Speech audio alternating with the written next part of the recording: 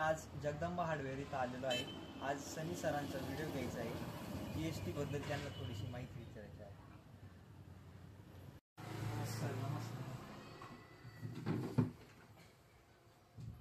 Sir तुमचा आणि दुकानाचा परिचय द्या ना थोडासा। माझं नाव शुभम नवनाथ बोत्रे, देवगाव।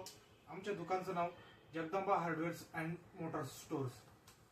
सर माझ्याकडून तुम्हाला पहिला प्रश्न, जीएसटी बद्दल तुम्हाला काय माहिती आहे? जीएसटी म्हणजे गुड टॅक्स सर्व्हिसेस।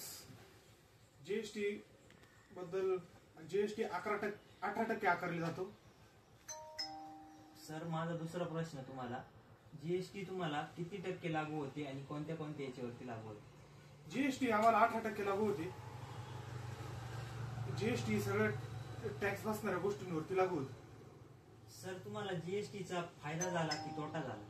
जीएसटीचा आम्हाला तसा फायदाच झालेला आहे। पहिल्यांदा अनेक पद्धतीचे कर भरावे लागत होते, आता फक्त जीएसटी हा एकमेव कर भरावा लागतो, त्यामुळे व्यवसायामध्ये पारदर्शकता आणि व्यवसाय वाढला आहे। सर माझा चौथा प्रश्न तुम्हाला, जीएसटीचं गोळा करतं सरकार, यांनी ह्या पैशाचं काय केलं पाहिजे?